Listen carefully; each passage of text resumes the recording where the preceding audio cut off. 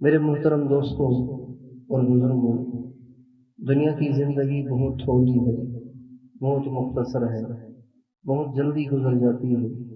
بظاہر یہ بہت لمبی لگتی ہے، لیکن جب گزر جاتی ہے تو پھر انسان کو سمجھ آتی ہے کہ یہ تو کچھ بھی نہ تھا، یہ تو بہت تھوڑی تھی۔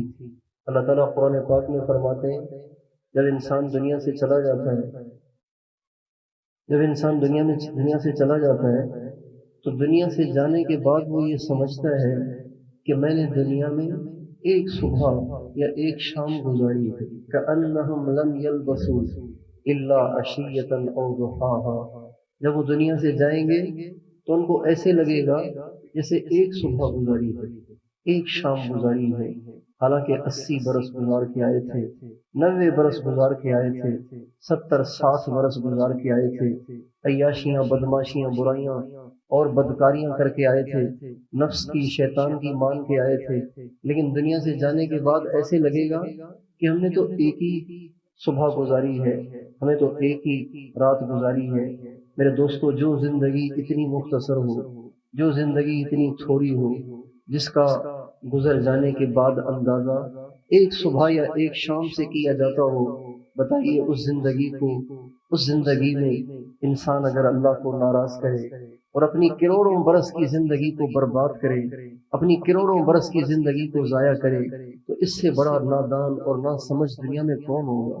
اس سے زیادہ کم عقل دنیا میں کون ہوگا جو چند گھنٹوں کی زندگی کو بنانے کے لیے، چند گھنٹوں کی لذت، چند گھنٹوں کی عیاشی، چند گھنٹوں کی مستی کے لیے کروڑوں برس کی زندگی برباد کر دے، کروڑوں برس کی زندگی کا عذاب مول لے لے اور وہاں کی سزائیں مول لے لے؟ یہ بڑا نادان اور ناسمجھ ہے۔ ہمارے نبی کا ارشاد ہے کل قیامت کے دن جب حساب کتاب ہوگا تو حساب کتاب کے دوران ایک ایسے شخص کو لایا جائے گا جس نے دنیا میں سب سے زیادہ مزے کیے ہوں گے، سب سے زیادہ سہولتوں والی زندگی گزاری ہوگی، سب سے زیادہ عیاشیوں والی زندگی گزاری ہوگی۔ اس کو لایا جائے گا، یؤتی باشد الناس بؤسا من اہل النار یوم القیامہ۔ اللہ تعالیٰ فرمائیں گے اس کو لے جاؤ، ذرا تھوڑا سا جہنم کا ایک چکر تو لگوا کر لاؤ۔ فرشتے اس کو پکڑ کے لے جائیں گے اور جہنم میں پھینکیں گے نہیں، جہنم میں پھینکیں گے نہیں، بس یوں جہنم میں تھوڑا سا گھما کر اس کو واپس لے آئیں گے۔ جب وہ واپس آئے گا اللہ تعالیٰ کے سامنے دوبارہ پیش ہوگا، اللہ تعالیٰ فرمائیں گے یا ابن آدم هل رأیت نعمتا قط، میرے بندے کبھی تم نے کوئی نعمت دیکھی ہے؟ کبھی تمہیں زندگی میں کوئی راحت پہنچی ہے؟ وہ کہے گا واللہ یا رب ما مرت بی نعمت قط، اے میرے رب تیرے نام کی قسم میں نے کبھی زندگی میں کوئی راحت دیکھی نہیں۔ اور ہمارے نبی نے فرمایا کل قیامت کے دن وَيُؤْتَى بِأَنْعَمِ أَهْلِ الدُّنْيَا، وہ جو پہلا تھا وہ غلط میں کہہ گیا، وَيُؤْتَى بِأَنْعَمِ أَهْلِ الدُّنْيَا من اہل النار یوم القیامہ، اور اب وَيُؤْتَى بِأَشَدِّ النَّاسِ بُؤْسًا من اہل الجنة یوم القیامہ، اور قیامت کے دن ایک ایسے شخص کو بھی لایا جائے گا جس بیچارے نے دنیا میں سب سے زیادہ دکھ، تکلیفیں، پریشانیاں اور تنگیاں اٹھائی۔ اگر دنیا کے انسانوں کے دکھ جمع کیے جائیں، انبیاء کے علاوہ دنیا کے انسانوں کے دکھ جمع کیے جائیں تو وہ پہلے نمبر پہ آئے گا جس کو قیامت کے دن لایا جائے گا۔ اتنے دکھ دیکھے ہوں گے کہ خرب ہا خرب انسانوں میں دکھوں میں ایک نمبر آئے گا، اس کو قیامت کے دن لایا جائے گا۔ اللہ تعالیٰ فرمائیں گے فَيُصْبَغُ صَبْغَةً فِي الْجَنَّةِ، جاؤ اس کو ایک جھلک جنت کی دکھا کے آؤ۔ چنانچہ فرشتے اس کو لے کر جائیں گے اور جنت میں ڈال نہیں آ جائیں گے، ڈال کے نہیں آ جائیں گے، ایک جھلک اس کو جنت کی دکھائیں گے۔ جب ایک جھلک جنت کی دیکھے گا فرشتے دوبارہ اس کو واپس لائیں گے، اللہ کے سامنے کھڑا کریں گے۔ اللہ تعالیٰ فرمائیں گے یا ابن آدم هل رأیت شدۃ قط هل مر بک بؤس قط، میرے بندے کبھی تو نے کوئی تکلیف دیکھی ہے؟ کبھی تیرے قریب سے کوئی پریشانی گزری ہے؟ وہ کہے گا اے اللہ تیرے نام کی قسم پریشانی تو کیا، پریشانی کو میں نے کبھی دیکھا ہی نہیں۔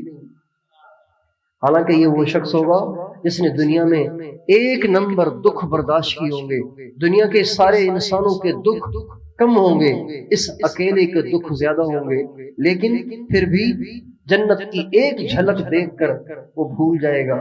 بتائیے وہ کتنا نادان ہے، وہ کتنا نا سمجھ ہے کہ جو چند روزہ زندگی کی مستیاں کر کے، چند روزہ زندگی میں اللہ کو ناراض کر کے جنت کو ضائع کر رہا ہے، اپنے آپ کو جنت سے محروم کر رہا ہے، جنت کی نعمتوں سے محروم ہو رہا ہے، اور چند دن کی تنگیوں سے ڈر کر ہمیشہ ہمیشہ جہنم کی آگ مول لے رہا ہے۔ اور وہ کتنا خوش قسمت ہے جو یہاں کی تھوڑی سی تنگیاں، تھوڑی سی تکلیفیں، تھوڑے سے تانے، تھوڑی سی لوگوں کی باتیں برداشت کر رہا ہے اور دین پہ جمع ہوا ہے، نبی کی سنت پہ جمع ہوا ہے، اللہ کے حکم پہ جمع ہوا ہے، اور ہمیشہ ہمیشہ جنت کے مزے لے رہا ہے۔ میرے دوستو دنیا تھوڑی ہے، زیادہ نہیں ہے، یہ دکھائی بہت بڑی دیتی ہے، لیکن حقیقت میں ایسے نہیں ہے۔ آپ اگر تنکے کو ایک چھوٹا سا تنکا اس کو بالکل آنکھ کے سامنے لائیں نا، آنکھ کے سامنے لائیں تو بہت بڑا لگتا ہے، لیکن اس کو تھوڑا دور کر دیں تو پھر زیادہ بڑا نہیں ہے، تھوڑا سا ہے، چھوٹا سا ہے، مختصر سا ہے، پھونک سے بھی اڑ جائے گا، اتنا مختصر ہے میرے دوست۔ اور پھر اور یہ جو پہاڑ ہے، اتنا بڑا پہاڑ ہے، یہ ذرا دور ہے تو دور سے بھی اتنا سا نظر آتا ہے، اتنا سا نظر آتا ہے۔ اتنا بڑا سورج زمین سے 16 لاکھ گنا بڑا ہے، زمین سے 16 لاکھ یا 13 لاکھ گنا بڑا ہے، لیکن اتنی گیند جیسا، اتنا سا گیند جیسا نظر آتا ہے، اس لیے کہ دور ہے۔ آخرت چونکہ نظروں سے اوجھل ہے اس لیے اس سے غفلت ہے، جنت چونکہ آنکھوں کے سامنے ہے، کرنٹ ہے، نقد ہے، موجود ہے، اس لیے ہم سب کے سب دنیا میں مگن ہو جاتے ہیں، دنیا کے مست ہو جاتے ہیں، دنیا کے دیوانے ہو جاتے ہیں، دنیا کے عاشق ہو جاتے ہیں، اور وہ جو ہمیشہ ہمیشہ کی جنت ہے چونکہ وہ آنکھوں سے اوجھل ہے اس لیے اس کو بھول جاتے ہیں۔ اس لیے مومن کو یہ زیب نہیں دیتا کہ وہ اس چھوٹی سی زندگی میں رہ کر اپنی آخرت کو خراب کرے، اللہ کو ناراض کرے، یہاں کی تھوڑی سی لذتیں اور خواہشات کو پورا کر کے جہنم کی آگ کو مول لے۔ مومن کو یہ زیب نہیں دیتا، یہ تو کافر کو کرنا چاہیے، کیونکہ ہمارے نبی نے فرمایا، حضرت سلمان فارسی سے آپ نے فرمایا، یا سلمان ان الدنیا سجن المؤمن و جنت الکافر۔ سلمان یہ جو دنیا ہے نا، یہ جو دنیا ہے مسلمان کے لیے قید خانہ ہے، یہ مسلمان کے لیے جیل ہے یہ، اور کافر کے لیے جنت ہے، جو چاہے کرے۔ جنت میں انسان آزاد ہوگا نا، کوئی پابندی نہیں ہوگی، کوئی روک ٹوک نہیں ہوگی، جو چاہے کھائے، جو چاہے پیے، جو چاہے کہے، جو چاہے کرے، کوئی پابندی نہیں۔ کافر بھی دنیا میں ایسے ہی ہے، جو چاہے کھائے۔ قل تمتع بکفرک قلیلا انک من اصحاب النار، اے میرے نبی ان سے کہو کر لو جتنے مزے چاہو کر لو، انجام تمہارا جہنم کی آگ۔ قل تمتع بکفرک قلیلا انک من اصحاب النار، اے میرے نبی ان سے کہو جتنے مزے کرنے ہو کر لو۔ اس کو کیوں چھیڑ رہے ہیں؟ ان سے کہو جتنے مزے کرنے کر لو، تمہارا انجام جہنم کی آگ ہے۔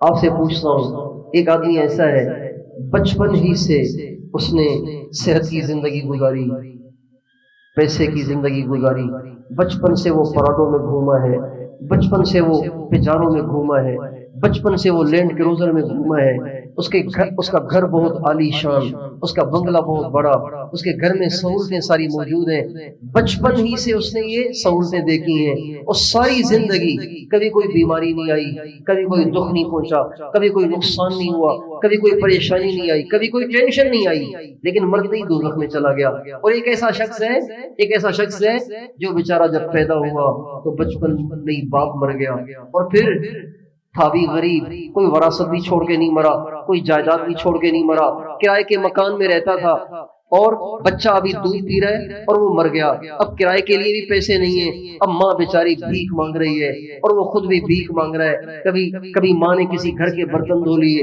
کبھی کسی کے کپڑے دھو لیے، کبھی کسی کے گھر کی مزدوری کر لی، اس طرح اس کی ماں نے روٹیاں کمائیں اور اپنے بچے کو کھلائیں، یوں کرتے کرتے وہ بڑا ہوا، پھر بڑے ہو کر بھی وہ کوئی افسر نہیں بنا، سارا ہی دن سڑکوں پہ مزدوریاں کرتا رہا، دھوپ میں مزدوریاں کرتا رہا، پھر بیماریاں بھی بہت ساری اس کو لگ گئیں، یوں دکھوں کی زندگی گزارتے گزارتے گزارتے گزارتے وہ مر گیا، لیکن مرتے ہی جنت میں چلا گیا۔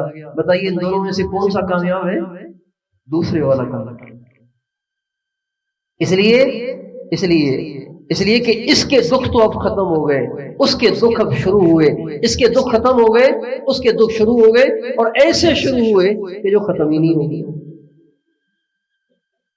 اس لیے میرے دوستو، سمجھداری کی بات یہ ہے کہ ہم اس دنیا میں رہتے ہوئے اس تھوڑی سی زندگی میں اپنے اللہ کو راضی کر لیں، اپنی آخرت کو سنوار لیں، اپنے آپ کو جنت کا حقدار بنا دیں، ایسے اعمال کر کے مرے کہ مرتے ہی اللہ کی طرف سے ہمارا استقبال ہو۔ حضرت عبداللہ ابن عباس رضی اللہ عنہما کا انتقال ہوا، جب ان کے جنازے کو قبر پہ لا کے رکھا گیا تو آسمان سے ایک پرچی اڑ کر ان کے جنازے پہ آ کر گری، اور اس پرچی پہ لکھا ہوا تھا یا ایتھا النفس، نہیں، جب ان کے جنازے کو لا کے قبر پہ رکھا گیا تو آسمان سے ایک آواز آئی، جس کو سارے حاضرین نے سنا، یا ایتھا النفس المطمئنہ ارجعی الی ربک راضیۃ مرضیہ فادخلی فی عبادی وادخلی جنتی۔ یہ آواز سارے حاضرین نے سنی، اے مطمئن جان، اب تو جنت میں چلی جا، اب تو ہمیشہ کے لیے اپنے رب کے پاس آ جا، اس حال میں آ کہ اللہ بھی تجھ سے راضی ہے، تو بھی اللہ سے راضی ہے۔ کتنی اچھی موت ہوئی۔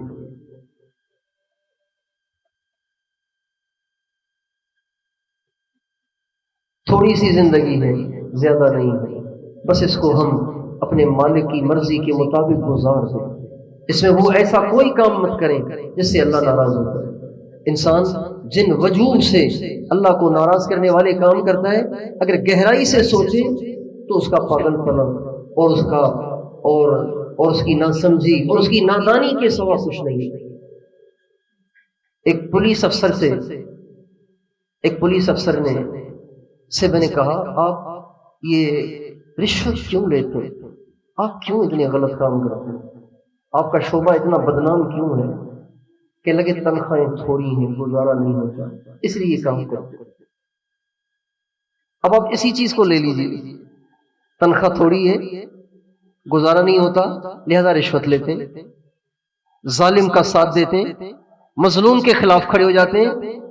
ایک قاتل ہے، ایک مقتول کے ورثہ ہیں، مقتول کے ورثہ جیل میں اور قاتل باہر پھر رہا ہے پیسے کی وجہ سے۔ اور عذر کیا ہے؟ مجبوری کیا ہے؟ وجہ کیا ہے؟ تنخواہیں تھوڑی ہیں۔ ہمارا ملازم، اس کی چاہے کتنی تھوڑی تنخواہ ہو، چاہے سب سے زیادہ ملازمین میں سب سے کم تنخواہ اس کی ہوگی، لیکن اتنی تھوڑی تو کسی کی نہیں ہوگی کہ اس کے گھر میں چولہا نہ جلے، اس کے گھر میں دال بھی نہ پکے، اس کے گھر میں روٹی بھی نہ پکے، اس کے گھر میں چائے بھی نہ پکے۔ اتنی تھوڑی تنخواہ والا دنیا میں کوئی ملازم نہیں ہے۔ نبی کریم صلی اللہ علیہ وسلم جو سارے نبیوں کے امام ہیں، سارے نبیوں کے سردار ہیں، ہم سب کی آنکھوں کے تارے ہیں، ہماری جانیں، ہماری بیویوں کی جانیں، ہمارے ماں باپ کی جانیں، ہمارے بچوں کی جانیں، ساری کائنات کو ان کی جان پہ قربان کر دیا جائے، وہ اس سے بھی زیادہ قیمتی ہے، لیکن ہمارے نبی کے گھر میں کتنے دن چولہا ہی نہیں جلتا۔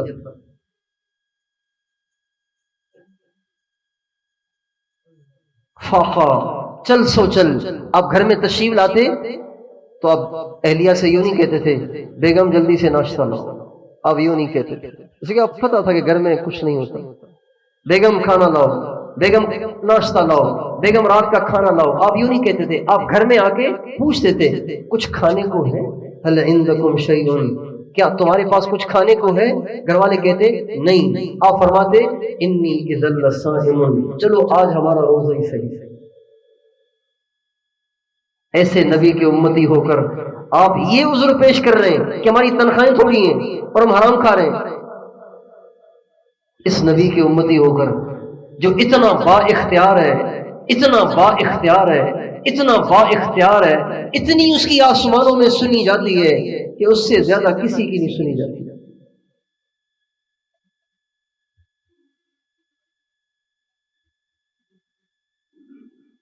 قریش مکہ نے کہا اگر آپ نبی ہیں کوئی نشانی تو دکھائیں.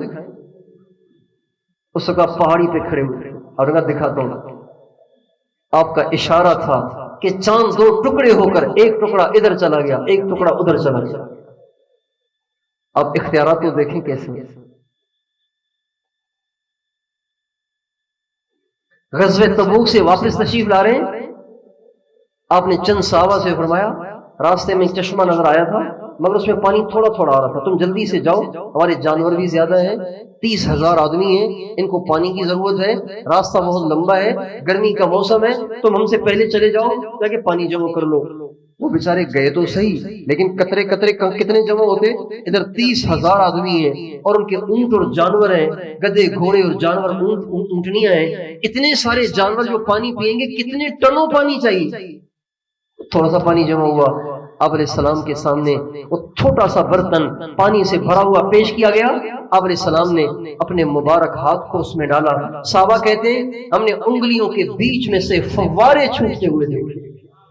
اتنا پانی نکلا اتنا پانی نکلا اتنا پانی نکلا کہ 30,000 انسانوں نے پیا, ان کے اونٹوں نے پیا, ان کے گدھوں نے پیا, ان کے خچروں نے پیا, ان کے گھوڑوں نے پیا اور مشکیزوں نے بھی بھر لیا.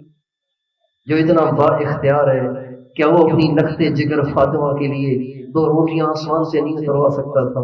کیا اپنے بھوک سے نڈھال نواسوں کے لیے اللہ سے کوئی گوشت نہیں لے سکتا تھا, سبزی نہیں لے سکتا تھا؟ کیا وہ اللہ سے روٹی نہیں وصول کر سکتا تھا؟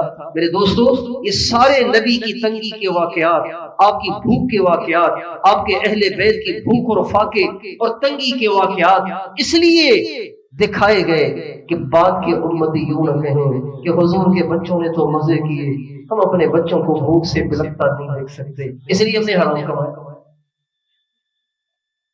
کوئی مجبوری نہیں, کوئی عذر نہیں, کوئی عذر نہیں, کوئی مجبوری نہیں. دنیا کی بھوک برداشت کی جا سکتی ہے, آخرت کی بھوک برداشت نہیں کی جا سکتی. دنیا کے دکھ سہے جا سکتے ہیں, آخرت کے دکھ نہیں سہے جا سکتے. دنیا کی تنگیاں قابل برداشت ہیں, آخرت کی تنگیاں ناقابل برداشت ہیں. کتنا بڑا تنگ دست ہوگا قیامت کے دن جس کو اللہ کہیں گے جاؤ نیکی ڈھونڈ کے لاؤ. ہمارے نبی نے فرمایا تمہیں پتہ ہے, صحابہ سے فرمایا تمہیں پتہ ہے میری امت کا سب سے زیادہ غریب آدمی کون ہے؟ سب سے بڑا فقیر, سب سے بڑا مسکین, سب سے بڑا تہی دامن تمہیں پتہ ہے میری امت میں سے کون ہے؟ صحابہ نے کہا رسول اللہ وہ ہے جس کے پاس پیسے ہی نہ ہو. اور ہمیں نہیں, سب سے بڑا تہی دامن وہ نہیں ہے, سب سے زیادہ تنگ دست وہ نہیں ہے, بلکہ سب سے بڑا تنگ دست میری امت کا سب سے بڑا فقیر بھکاری مسکین وہ ہوگا جو کل قیامت کے دن اتنی نیکیاں لائے گا اگر اسے پہاڑ پہ رکھ دیا جائے تو پہاڑ بھی اس کی نیکیوں تلے دب جائیں, پہاڑ بھی اس کی نیکیوں میں چھپ جائیں, لیکن اس کے اخلاق ٹھیک نہیں ہوں گے. اس کو گالی دی ہوگی, اس کو دھکا دیا ہوگا, اس کو تھپڑ مارا ہوگا, اس کی غیبت کی ہوگی, اس کی عزت کو نقصان پہنچایا ہوگا. یوں لوگوں کے حق کھاتے کھاتے وہ پہاڑوں جیسی نیکیاں کر کے لائے گا. اور جب حقدار اپنے حق کی وصولی کے لیے قیامت کے دن آئیں گے اللہ اس کی نیکیاں اٹھا کر ان کو دیتے چلے جائیں گے, اس کی نیکیاں اٹھا کے حقداروں کو دیتے چلے جائیں گے. تقسیم کرتے کرتے کرتے کرتے اس کی ساری نیکیاں ہی تقسیم ہو جائیں گی, حقدار پھر بچ جائیں گے. اللہ فرمائیں گے اب ان حقداروں کے گناہ اٹھا کے اس کی گردن پہ ڈال دو. چنانچہ اس کے حقداروں کے گناہوں کو اس کے کندھے پہ ڈالا جائے گا, اس کے پاس نیکی تو کوئی بچے گی نہیں, گناہوں کے انبار لگ جائیں گے اور اس کو اٹھا کے دوزخ کی آگ میں پھینک دیا جائے گا. آج مسلمان غربت سے بچنے کے لیے حرام کاریاں کرتا ہے, غربت سے بچنے کے لیے سود پہ کاروبار کرتا ہے, غربت سے بچنے کے لیے اللہ کو ناراض کرتا ہے, اپنے نفس کی آگ کو بجھانے کے لیے, اپنی بھڑکتی شہوت کو بجھانے کے لیے اللہ کو ناراض کرتا ہے.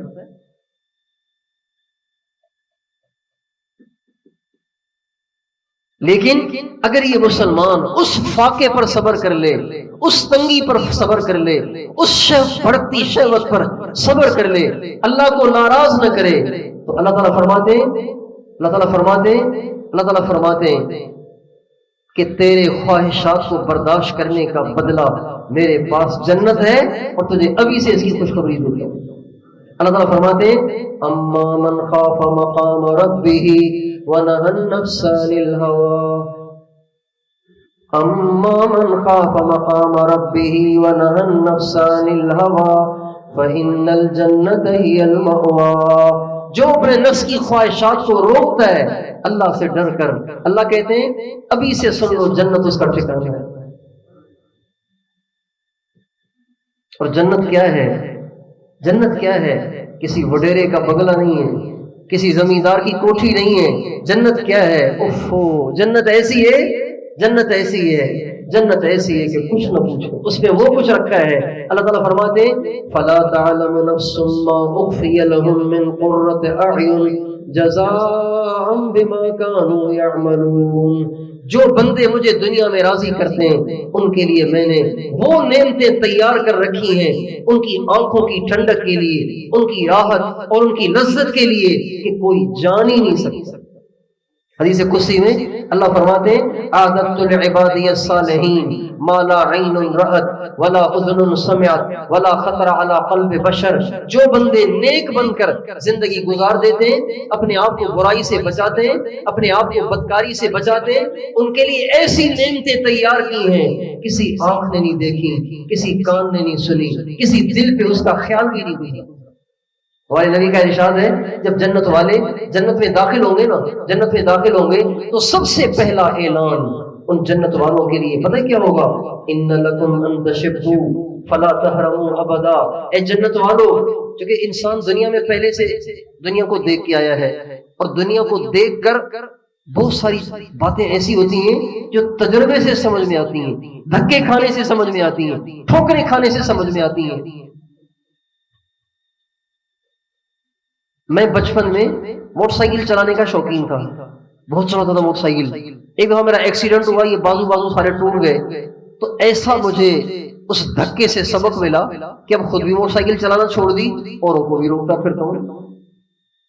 انسان بہت ساری باتیں حادثات سے سیکھتا ہے، حالات سے سیکھتا ہے، وہاں سے گزر کر دھکے کھا کر ٹھوکریں کھا کر سیکھتا ہے۔ اب جب جنت میں جو جانے والے ہوں گے انہوں نے دنیا کے دھکے دیکھ لیے ہوں گے، دنیا میں بنگلے بھی تھے، گاڑیاں بھی تھیں، مزے بھی تھے، بیوی بھی تھی، بچے بھی تھے، باغات بھی تھے، سب کچھ تھا، لیکن موت پہ ساری کچھ زیرو ہو گیا۔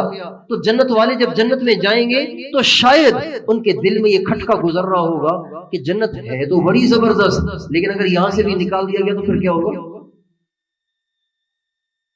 دنیا میں بہت ساری چیزیں تھیں، لیکن جب بڑھاپا آ گیا تو سب کچھ کے ہوتے ہوئے بھی ہم کچھ نہ کر سکتے تھے۔ اور دنیا میں جب ہمیں موت کا مزہ چکھایا گیا تو سب کچھ کے ہوتے ہوئے ہم آ کے مٹی میں سو گئے۔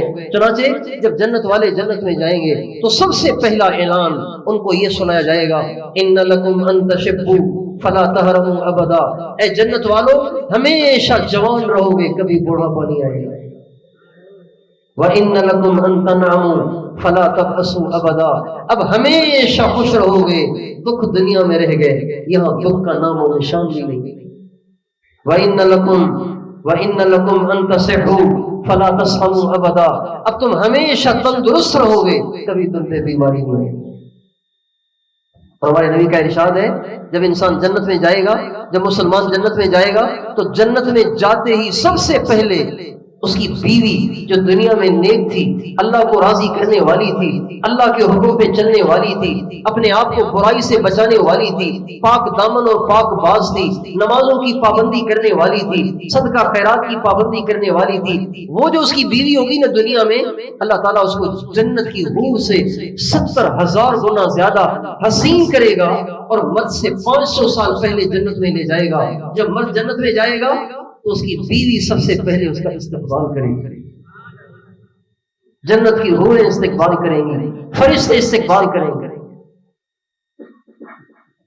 متکئین علی رفرف خضر وابقری حسان متکئین علی سرر बदाइनुहा मिन इस्तबरक, टेक लगाए हुए तख्तों पे बैठे हुए मजे से जाम पे जाम पी रहे होंगे, फरिश्ते इधर उधर फिर रहे होंगे, और दुनिया की बीवियां साथ होंगी, बच्चे साथ होंगे, दोस्त यार साथ होंगे। जब जी करेगा किसी नबी की जियारत को, नबी की जियारत कराएंगे। आदम अलैहिस्सलाम की जियारत का शौक पैदा होगा, उनको देख आएंगे। नूह अलैहिस्सलाम के दीदार का शौक पैदा होगा, उनको देख आएंगे। इब्राहिम अलैहिस्सलाम के दीदार का शौक पैदा होगा, उनको देख आएंगे। मूसा ईसा अलैहिस्सलाम के दीदार का शौक पैदा होगा, उनको देख आएंगे। सिद्दीक अकबर का शौक पैदा होगा, उनको देख आएंगे। फारूक आजम का शौक पैदा होगा, उनको देख के आएंगे। और उस्मान गनी का शौक पैदा होगा, उनको देख के आ जाएंगे। हैदर कर्रार की जियारत का शौक होगा, उनको देख के आ जाएंगे। इमाम हसन हुसैन के दीदार का शौक होगा, उनको देख के आ जाएंगे। अपने पुराने औलिया के दीदार का शौक होगा, उनसे मिल के आ जाएंगे। यहाँ तक कि अगर हजरत मोहम्मद मुस्तफा अहमद मुस्तफा सल्लल्लाहु अलैहि वसल्लम के दीदार का दिन में 1000 दफा भी शौक पैदा होगा, अल्लाह हुजूर का दिन में 1000 दफा भी दीदार करेगा। किन चक्करों में अल्लाह को नाराज करते हैं, किन मस्तियों की वजह से, किन ख्वाहिशात की वजह से, किन आरजी और फानी खत्म हो जाने वाली मिनटों की लज्जत की वजह से अल्लाह को नाराज कर रहे हैं। और हमारे नबी का इरशाद है, जन्नत वाले जन्नत में बैठे होंगे, एक फरिश्ता आएगा, पता है क्या कहेगा? कहेगा इन्ना रब्बकुम युक़रिउकुमुस सलाम व यस्तज़ीरुकुम, तुम्हारा रब तुम्हें सलाम पेश करता है और कह रहा है आओ मुझे मेरा दीदार तो करके जाओ, आओ जरा मेरा दीदार तो करके जाओ। अल्लाह किसका दीदार करेंगे? सब बताओ, सब बताओ किसका? अल्लाह। उफ, कितना मजा आएगा। जो अपनी निगाहों को पाक रखते हैं ना, अपनी जबान को पाक रखते हैं, अपनी निगाहों को हराम कारियों से बचाते हैं, आप उनसे पूछ के देखें सजदे में कितना मजा है, उनसे पूछ के देखें रुकू में कितना मजा है, उनसे पूछ के देखें उसके नाम को लेने में क्या मिठास और हलावत और लज्जत है। जब उसके नाम को लेने में उसके सामने बिन देखे के सजदों में इतना मजा है, उसको देखने में कितना मजा है। इमाम अबू हनीफा रहमतुल्लाह अलैह ने 40 बरस तक इशा के वुज़ू से फजर की नमाज पढ़ी, बिन देखे 40 बरस तक किसी रात वो सोए नहीं। तो उनको देख कर क्या हाल होगा? हज़रत उवैस क़रनी रहमतुल्लाह अलैह रोजाना का उनका मामूल था, इशा की नमाज पढ़ के कहते आज तो क़याम करने को दिल कर रहा है, क़याम करने को दिल कर रहा है। ये कह के अल्लाह अकबर कह के खड़े हो जाते, फजर की अजान तक क़याम ही चलता रहता, और फिर मुख्तसर नमाज पढ़कर सलाम फेर लेते। कभी कहते आज तो रुकू करने को दिल कर रहा है, इशा के बाद मुख्तसर क़याम, उसके बाद रुकू में चले जाते, और तस्बीह पे तस्बीह, तस्बीह पे तस्बीह, यहाँ तक कि फजर की अजान हो जाती। कभी कहते आज तो सजदे को दिल कर रहा है, चुनांचे इशा के बाद मुख्तसर क़याम, मुख्तसर रुकू, और उसके बाद सजदे में चले जाते। इतना लंबा सजदा कि फजर की अजान तक सजदा चला जाता। ये सब बिन देखे, जब देखेंगे तो क्या हाल होगा? इन्ना रब्बकुम युक़रिउकुमुस सलाम व यस्तज़ीरुकुम, तुम्हारा रब तुम्हें सलाम पेश कर रहा है और तुमसे मिलना चाहता है, जल्दी से आओ अल्लाह के दीदार के लिए। चनाचे जन्नत वाले भागते भागते अल्लाह के शौक में उस जगह जाएंगे जहां अल्लाह का दीदार होगा। अल्लाह ताला सारे पर्दे हटाकर सामने आ जाएगा। हमारे नबी का इरशाद है, पहली दफा जब अल्लाह दुनिया से आने के बाद पहली दफा जब अल्लाह अपना दीदार कराएगा, हमारे नबी ने फरमाया उस वक्त अल्लाह हंस रहा होगा। मेहमान के इस्तकबाल के लिए हंस के इस्तकबाल किया जाता है, सीरियस बनकर इस्तकबाल नहीं किया जाता, मुस्कुराकर हंसकर बाहें फैला के इस्तकबाल किया जाता है। अल्लाह सारे बंदों का हंसकर मुस्कुराकर इस्तकबाल फरमाएंगे। फिर ये इस्तकबाल इज्तिमाई नहीं होगा, یہ دیدار اجتماعی نہیں ہوگا، بلکہ اللہ ایسا کوئی نظام چلائیں گے جو دنیا میں سمجھ میں نہیں آتا، دنیا میں سمجھ میں نہیں آتا، لیکن وہاں سمجھ میں آ جائے گا۔ اللہ ہر ایک کے ساتھ الگ الگ بات بھی کریں گے۔ میرے بندے کیا حال ہے؟ ٹھیک تو دنیا کے دکھوں سے مایوس تو نہیں ہو گئے تھے؟ میں نے جو پریشانیاں بھیجی تھیں اس سے بددل تو نہیں ہو گئے تھے؟ میں نے جو بیماریاں بھیجی تھیں اس سے بددل تو نہیں ہو گئے تھے؟ میں نے جو تجھے تنگی بھیجی تھی اس سے بددل تو نہیں ہو گئے تھے؟ میں نے جو تجھے فاقے بھیجے تھے اس سے بددل تو نہیں ہو گئے تھے؟ میرے بندے مجھے تجھ سے نفرت نہیں تھی، مجھے تجھ سے دشمنی نہیں تھی، میں آج کا دن تجھے دکھانا چاہتا تھا، اس لیے تم پہ پریشانیاں بھیجتا تھا۔ کتنا مزہ ہے! جو اللہ کو ناراض کر رہا ہے، جو نافرمانی کی زندگی گزار رہا ہے، وہ ان نعمتوں سے اپنے آپ کو خود محروم کر رہا ہے۔ کتنے بڑے نقصان سے ہمارے بھائی صاحب فرماتے تھے یہ جتنے یورپ والے، مغرب والے، امریکہ والے، آج کل لوگ اپنے اسکولوں کی ایڈورٹائز کے لیے اس کا نام ہی رکھ دیتے ہیں امریکن اسکول، برٹش اسکول، اس لیے کہ ان اسکول والوں کو بھی پتہ ہے کہ امت مسلمہ مدینے سے متاثر نہیں رہی، ابھی امریکہ سے متاثر ہو گئی ہے۔ جس اسکول کی دیوار پر امریکہ کا نام ہوگا اس میں بچے زیادہ داخل ہوں گے۔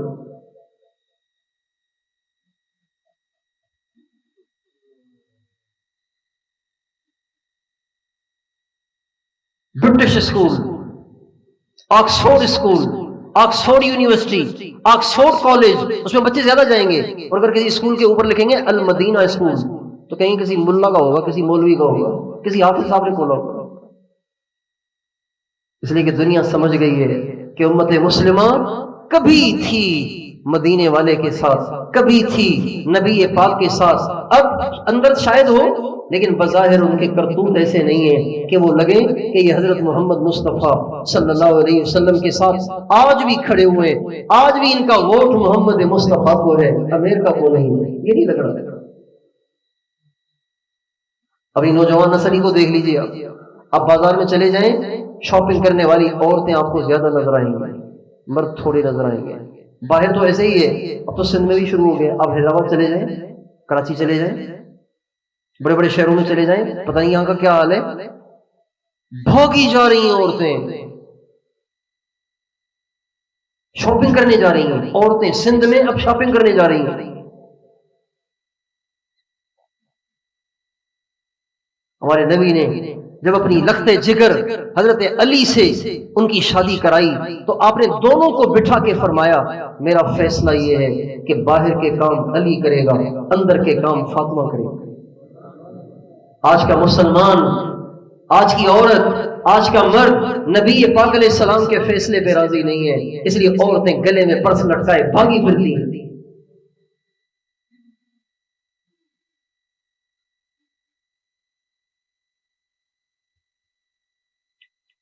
نہیں بھائیو، ہم مسلمان ہیں، ہم سرکار دو عالم کے امتی ہیں۔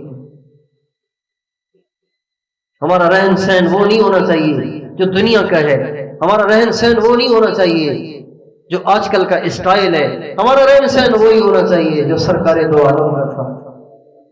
ہماری زندگی وہی ہونی چاہیے جو سرکار دو عالم کی دی۔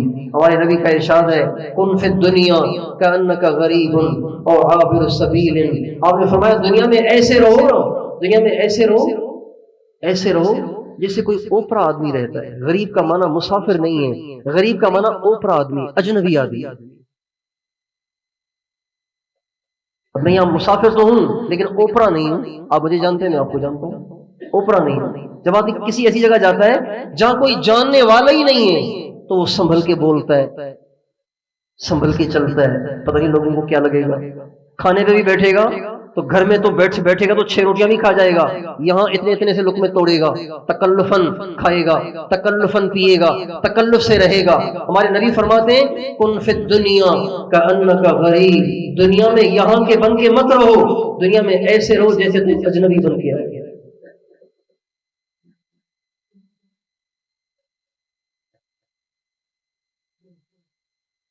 بہت تھوڑی ہے یہ، آگے بہت بڑی ہے، بہت بڑی ہے، بہت بڑی ہے۔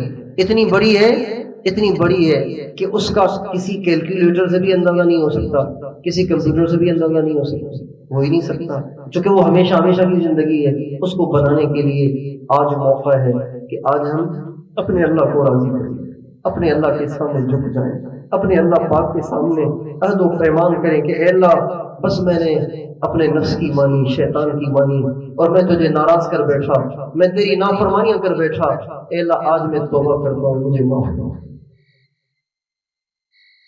جب انسان توبہ کر لیتا ہے تو پھر اللہ یہ نہیں دیکھتا کہ اس نے پہلے کیا کچھ کیا ہے۔ اللہ کہتا ہے توبہ کر رہا ہے نا، معافی مانگ رہا ہے نا، بس پھر معاف کر دو۔ یا ابن آدم، اے آدم کے بیٹے، حدیث قدسی ہے، یا ابن حدیث قدسی اسے کہتے ہیں۔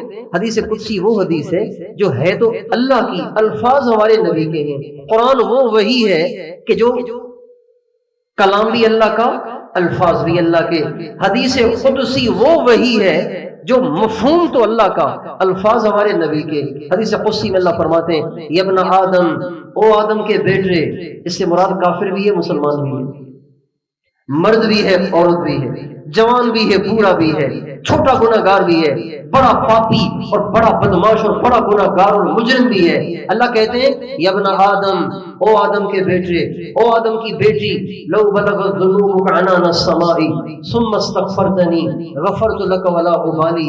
میرے بندے، میری بندی، اگر تیری نافرمانیاں، تجھ سے اتنی بھی نافرمانیاں ہو گئی ہیں کہ ان کو اگر جمع کیا جائے تو زمین سے لے کے آسمان تک کا سارا خلا تیرے گناہوں سے بھر جائے، ثم استغفرتنی، پھر تجھے دل میں ندامت ہوئی، تو نے آ کے مجھ سے معافی مانگی، غفرت لک ولا ابالی، میرے بندے، میری بندی، ساری معاف کر دوں گا، مجھے کسی کا ڈر نہیں ہے۔ ایک ایسے کسی قاتل کو رہا کر دے تو بتائیے بھائی اس کو جج پکڑے گا کہ نہیں پکڑے گا؟ اس کو ایس پی پکڑے گا کہ نہیں پکڑے گا؟ اس کو آئی جی پکڑے گا کہ نہیں پکڑے گا؟ بھائی تم نے قاتل کو رہا کر دیا، عجیب بات ہے، اتنی اس کے خلاف ایف آئی آریں کٹی ہوئی ہیں، آپ نے اس کو آزاد کر دیا۔ اللہ کہہ رہے ہیں میں ساری دنیا کے سارے انسانوں کے سارے گناہ معاف کر دوں، مجھ سے کوئی پوچھنے والا تھوڑی ہے۔ ولا ابالی، کسی کی پرواہ نہیں ہے، کوئی مجھے پکڑنے والا، پوچھنے والا نہیں ہے۔ اور ایک حدیث میں تو عجیب بات فرمائی، اس سے بھی آگے کی بات، یا ابن آدم لو اتیتنی بقراب الارض خطایا، میرے بندے اگر تیرے گناہ اتنے ہو گئے جتنے ساری دھرتی کی مٹی کے ذرات، اب بتائے کوئی گنتی کر سکتا ہے؟ آپ کی اس ریاض الجنت مسجد کی صفائی ہوئی ہے، کونے کھانچوں میں سے جھاڑو پھیر کے اگر آپ ایک چٹکی مٹی اکٹھی کریں، اس ایک چٹکی مٹی کے ذرات کو اگر آپ گننا چاہیں تو گن سکتے ہیں؟ بتائیے گن سکتے ہیں؟ جب چٹکی مٹی کے ذرات کو آپ نہیں گن سکتے تو تھر پار کر کا ریگستان پڑا ہوا ہے اور افریقہ کے اتنے صحرا پڑے ہوئے ہیں، وہ ساری دنیا کہ ساری مٹی کے ذرات کو اگر جمع کیا جائے تو کتنے ذرات بن جائیں گے؟ اللہ کہہ رہے ہیں اتنے بھی تو نے اگر گناہ کیے ہیں اور تو مشرک نہیں ہے، تو مجھ سے معافی مانگے گا، تیرے سارے گناہ معاف ہوں۔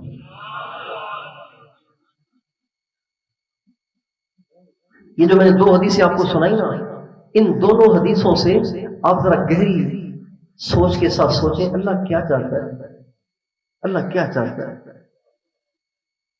اللہ پاک کو کس چیز کی طلب، کس چیز کا شوق ہے۔ ان حدیثوں سے کیا ثابت ہو رہا ہے؟ سمجھ میں آ رہا ہے کیا چاہ رہے ہیں اللہ؟ اللہ یہ چاہ رہے ہیں کہ دنیا میں کوئی برائی میں رہے ہی نہیں، کوئی نا امید نہ ہو، جو جیسا بھی ہے باز آ، باز آ، ہر آنچ ہستی باز آ، گر کافر و گبر و بت پرستی باز آ، صد بار کر توبہ شکستی باز آ۔ میرے بندے واپس آ جا، واپس آ جا، واپس آ جا۔ اگر تو کافر ہے تو بھی واپس آ، مشرک ہے تو بھی واپس آ، بت پرست ہے تو بھی واپس آ۔ اگر تجھے ڈر ہے کہ میں آج توبہ کر لوں گا کل توبہ ٹوٹ جائے گی، میرے بندے تو 100 دفعہ بھی توبہ توڑے گا تو بھی واپس آ۔ تو جتنی دفعہ آئے گا میں اتنی دفعہ تجھے معاف کروں گا۔ صد بار کر توبہ شکستی باز آ۔ مولانا روم کہتے ہیں گر زند یک صدا کرم ابلیس گوید نصیب برم.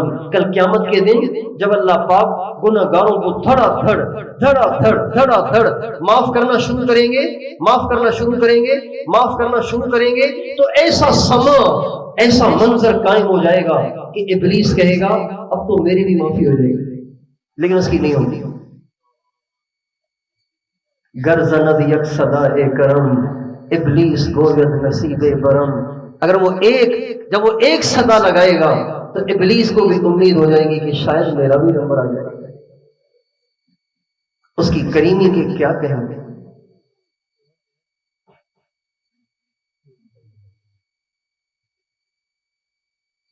ایک چھوٹی سی حدیث سن لیجیے. ہمارے نبی کا ارشاد ہے کل قیامت کے دن ایک شخص کو لایا جائے گا،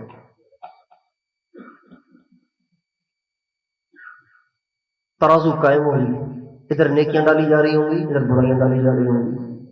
جب اس کی نیکیوں اور برائیوں کو ڈالا جائے گا تو بالکل پلڑے یوں برابر ہو جائیں گے، یعنی 1 کلو 1 کلو، 1 پاؤ 1 پاؤ، بالکل برابر سرابر. اللہ کہیں گے تیری نیکیاں تیری برائیاں دونوں برابر ہیں، فیصلہ کیسے ہو؟ جا کے ایک نیکی ڈھونڈ لے جا، نیکی لا تاکہ ایک پلڑے میں ڈال کے اس کو نیچے کیا جائے اور تمہارے لیے جنت کا فیصلہ ہو. ترازو کا مطلب تو یہی ہے. وَنَضَعُ الْمَوَازِينَ الْقِسْطَ لِيَوْمِ الْقِيَامَةِ. قیامت کے دن ہم عدل و انصاف کی ترازو کو قائم کریں گے، نیکیاں بھی تولی جائیں گی، برائیاں بھی تولی جائیں گی. جس کی نیکیاں زیادہ ہو گئیں وہ جنت میں جائے گا، جس کی برائیاں زیادہ ہو گئیں وہ دوزخ میں جائے گا.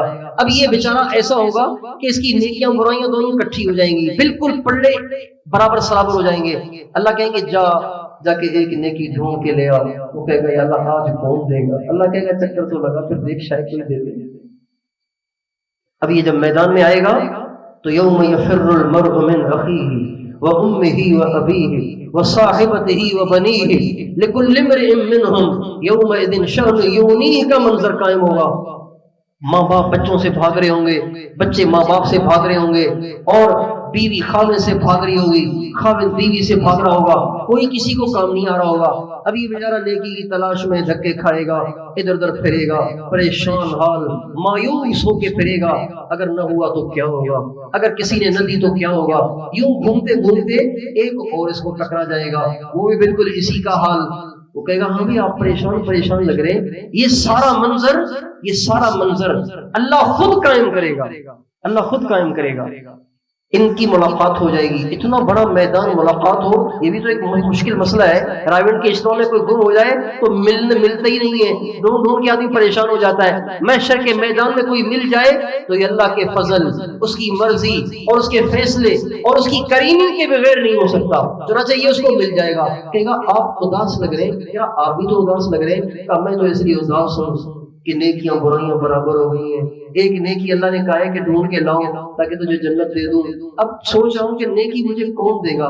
پتہ نہیں امی کہاں ہیں، ابو کہاں ہیں، بھائی کہاں ہیں، بہنیں کہاں ہیں، ماموں چچا تایا پتہ نہیں کہاں بھاگ گئے، یا تو مجھے کوئی نظر ہی نہیں آ رہا. وہ کہے گا بھائی بات یہ ہے کہ میں جو پریشان ہوں نا، میں اس لیے پریشان ہوں کہ جب میری نیکیوں کو اور برائیوں کو نکالا گیا تو نیکی صرف ایک نکلی ہے، زندگی میں ساری برائیاں ہی نکلی. تو میں نے تو ویسے ہی دوزخ میں جانا ہے، چونکہ ہے ہی ایک نیکی.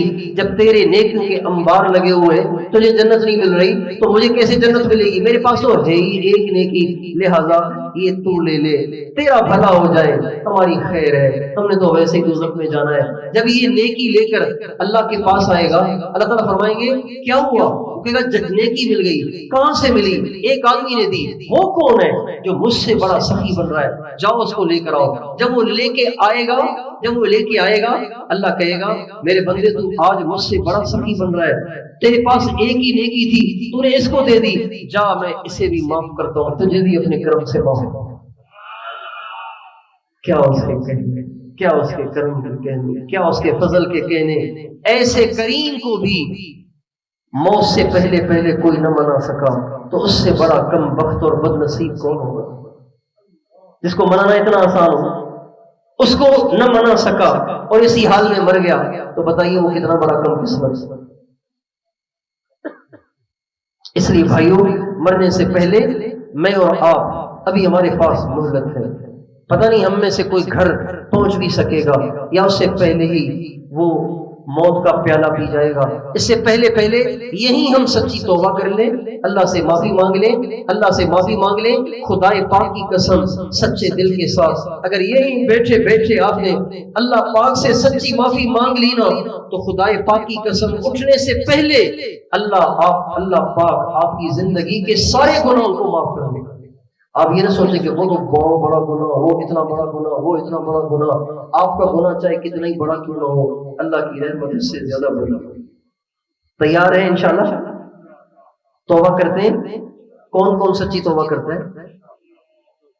اب اللہ کو راضی کریں گے نا، دنیا کی خواہشات کی وجہ سے اور دنیا کی تنگیوں سے گھبرا کر، دنیا کی غربت سے گھبرا کر، دنیا کی پریشانیوں سے گھبرا کر اللہ کو ناراض تو نہیں کریں گے؟ ناراض تو نہیں کریں گے نا۔ کون کون ہمیشہ گناہوں سے اپنے آپ کو بچائے گا؟ خود بھی اپنے آپ کو بچائیں اور ان کو بھی سمجھائیں اور ان کی بھی منت سماجت کریں، اپنے گھر میں، اپنے پڑوس میں، اپنے آس پاس میں، آس پاس کے علاقوں میں، دیہاتوں میں، ہر طرف جو مسلمان ملے اس کو سمجھائیں بھائی تھوڑی زندگی ہے، اللہ کو راضی کر لو، مرنے کے بعد مزے کریں گے، دنیا میں تو ہیں ہی ہم مسافر، دنیا میں تو ہے ہی ہم مسافر۔ ہر ایک کو یہ بات سمجھانی ہے، سمجھائیں گے انشاءاللہ۔ اللہ تعالیٰ مجھے اور آپ کو توفیق